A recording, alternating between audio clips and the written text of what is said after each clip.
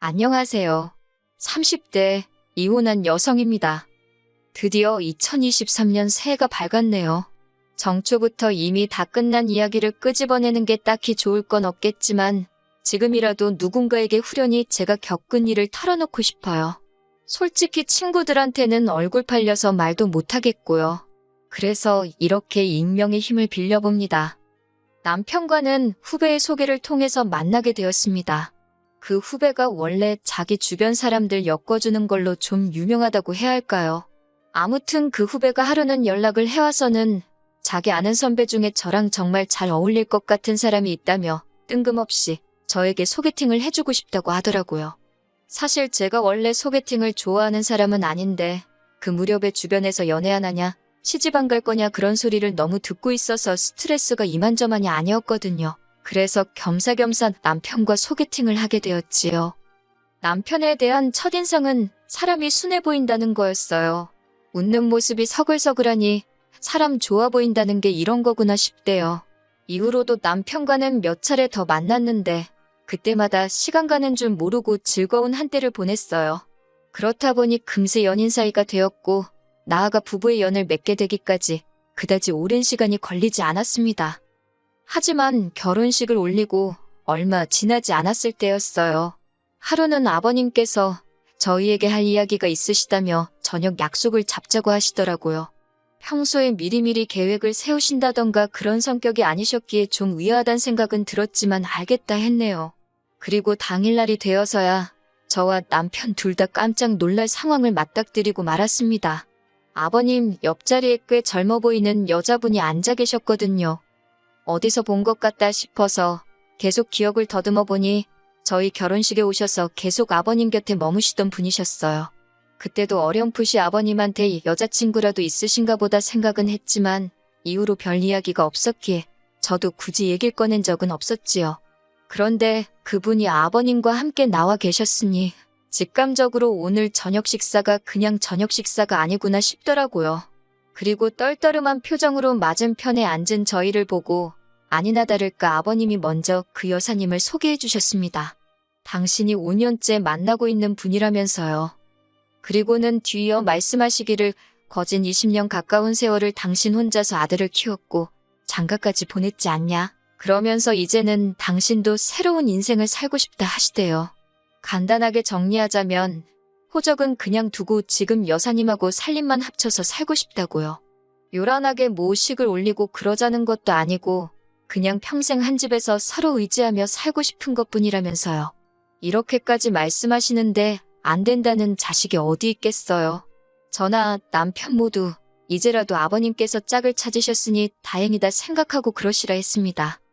그리고 한 달 뒤 제가 두 분을 초대해 다시 저녁 식사 자리를 만들었습니다.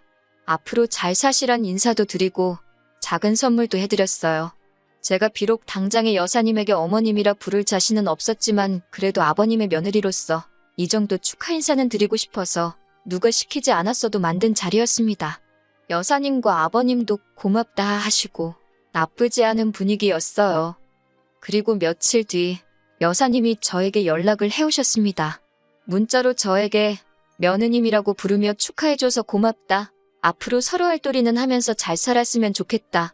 그런 내용이었지요.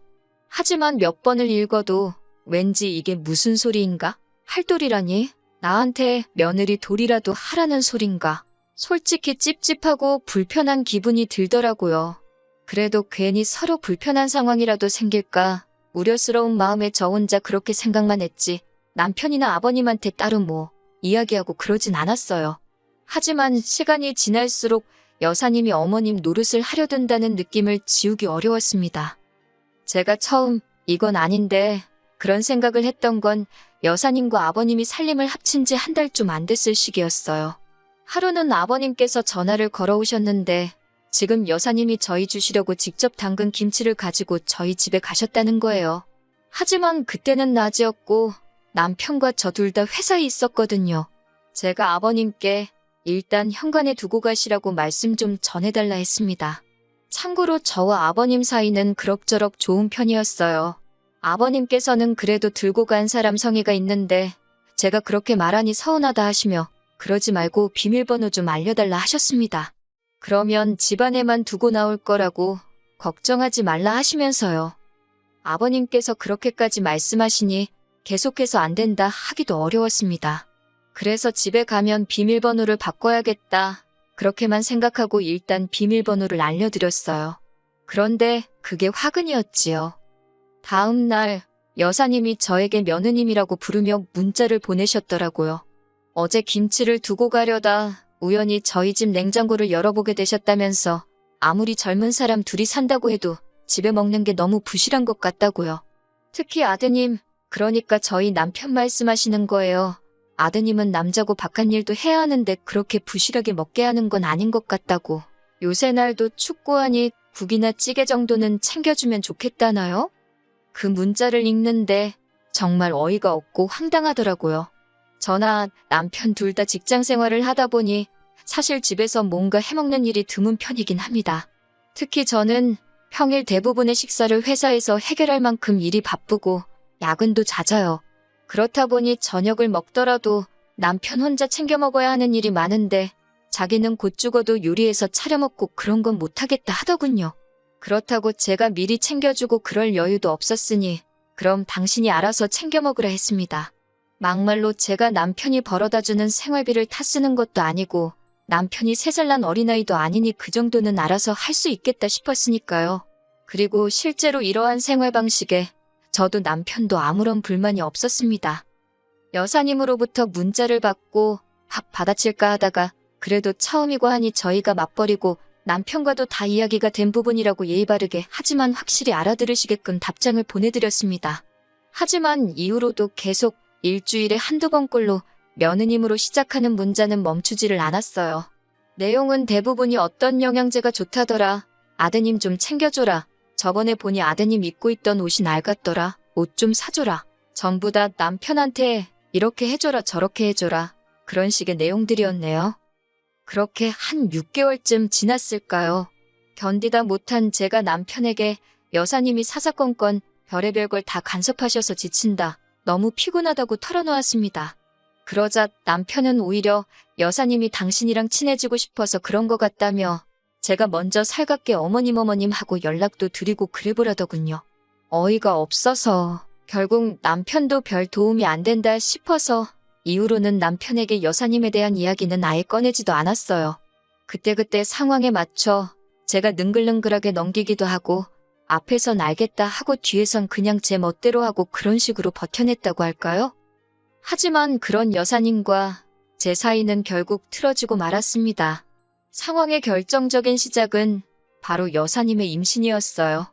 아버님과 여사님이 살림을 합친 지 1년이 채 되지 않아서 벌어진 일이었네요. 솔직히 여사님은 40대 중반이었지만 아버님은 거의 60을 바라보고 계셨기에 임신이라던가 그런 걱정은 하지 않았었거든요. 그런데 이건 뭐 울어야 할지 웃어야 할지 솔직히 남사스럽다는 생각도 들고 머릿속이 복잡하더군요. 하지만 여사님의 임신 자체가 문제가 아니었습니다. 문제는 임신 이후로 달라진 여사님의 태도에 있었지요. 태어날 아이의 출생신고도 그렇고 여러 가지의 편의를 위하여 아버님은 여사님과 혼인신고를 하셨습니다. 솔직히 혼인신고 자체도 저나 남편에게는 부담스러운 일이었어요. 그런데 더 부담스럽고 불편했던 건 여사님이 어머님이라 불리기를 원하셨다는 거예요. 당신은 어머님으로 그리고 앞으로 태어날 아이는 아가씨든 도련님이든 맞는 호칭으로 불러달라 하시대요. 제가 이상한 건지 남편을 낳아주신 분도 키워주신 분도 아닌데 어머님 소리라니 가당치도 않다고 느꼈고 그것도 부족해서 아가씨는 뭐고 도련님은 뭔지 여러 가지로 껄끄럽고 그렇더라고요. 하지만 여사님의 요구는 거기서 끝이 아니었습니다. 여사님이 임신을 하고 얼마 지나지 않아 저는 저대로 회사를 관둬야만 했어요. 남편이나 저 역시 아이를 가지려고 준비를 하면서 제가 건강검진을 받게 되었는데 뜻하지 않은 소식을 듣게 되었거든요. 면역력이 떨어져 있는 것도 문제였고 무엇보다도 갑상선 쪽에 이상이 보여서 당분간 무조건적인 안정을 취하라는 의사의 소견이 있었습니다. 잘 다니던 회사를 갑자기 관두려니 아쉽기는 했지만 앞으로 갖게 될 우리 아이를 위해서라도 쉬어가는 편이 좋겠다 싶어 어려운 결정을 내렸네요. 그런데 제가 직장을 관뒀다는 소식을 들은 여사님과 아버님께서 뜬금없이 학가를 요구해 오셨습니다. 말이 좋아 학가지. 같이 살면서 여사님 뒤치다꺼리를 해달라는 속셈이셨지요. 저는 무조건 싫다고 못한다 했습니다. 그랬더니 여사님이 한다는 소리가 자기가 진짜 시어머니였어도 이렇게 나왔겠냐면서 이게 다 제가 당신을 무시해서 그렇다는 거예요. 제가 억지 쓰지 마시라고 제 건강도 안 좋아서 다니던 회사도 관둔 마당에 제가 지금 무슨 정신으로 여사님 임신수발을 들겠냐 따지니 급기야 아버님까지 동원해서 저를 천하의 나쁜 액수로 만드시더군요. 아버님께서도 저더러 하시는 말씀이 당신이 여사님과 결혼하면서 별달리 해준 것도 없고 저희 눈치 보느라 금연사포 한 번도 못 씌워줬다면서 자기 입장을 봐서라도 이번 한 번만 제가 여사님 좀 챙겨드리면 안 되겠냐입니다. 아버님이 못 해주신 걸 왜 저더러 해주라 하시냐. 저하고 여사님은 솔직히 생판남남이다. 부담스럽다. 저도 도망가지 않고 제 입장을 밝히며 맞섰습니다. 그랬더니 아버님이 당신한테는 여사님이 제일이지 여사님한테 싸가지가 없으면 며느리고 나발이고 필요 없다시대요. 그래도 이쯤에서 상황이 정리되었다면 솔직히 제가 남편하고 이혼까지는 하지 않았을 거예요. 그런데 제가 하소연한답시고 남편을 붙들고 여사님과 그리고 아버님과 있었던 이야기를 하니 인간이 한다는 소리가 어차피 여사님 뱃속에 있는 애가 태어나면 그게 아가씨건 도련님이건 저보다 윗사람인 건 맞는데 그렇게 생각하면 어쨌든 서열상 저보다 높으니까 그렇게 기분 나쁠 일은 아니지 않냐대요. 제가 황당해서 남편을 쳐다보니 원래 며느리가 그 집안 서열 제일 꼴찌 아니냐면서 여사님에 대해서 그냥 인정하고 받아들이라나요. 아버님이 선택하신 분인데 제가 그분 비위 거슬러서 좋을 게 뭐가 있냐고. 제가 너무 화가 나서 남편더러 당신은 나하고 여사님하고 둘 중 한 명만 골라야 된다면 누구냐고 따지니까 한다는 소리가 여사님은 자기 동생을 낳아주실 분이라며 여사님이나 저나 자기한테는 소중한 가족이래요. 그러면서도 피는 물보다 진하다잖아. 그러는데 그제서야 저도 망치로 뒤통수를 한 대 맞은 듯 느낌이 딱 오더라고요. 여자고 남자고 누구 하나 태어나면 저쪽은 한 가족이랍시고 똘똘 뭉치고 나만 서럽고 고달픈 신세가 되겠구나 싶은 거요. 그리고 그런 생각이 한 번 들기 시작하니 걷잡을 수가 없더라고요. 어쩌겠어요. 결국 남편더러 이혼하자 했습니다. 나는 여사님을 어머님으로 받아들이고 살 자신이 없다고. 그리고 이 이야기가 아버님 귀에도 들어갔는지 노발대발 난리를 치시대요. 제가 뭔데요 어머님으로 받아들이고 어쩌고 하느냐고요. 결국 제가 아버님께도 서로 선만 지키고 살면 이럴 일이 없었을 텐데 두 분이 먼저 도가 지나치셨다고 말씀드렸지요. 그 여사님이란 분은 뭐 당연히 이혼할 테면 하란식이셨고요.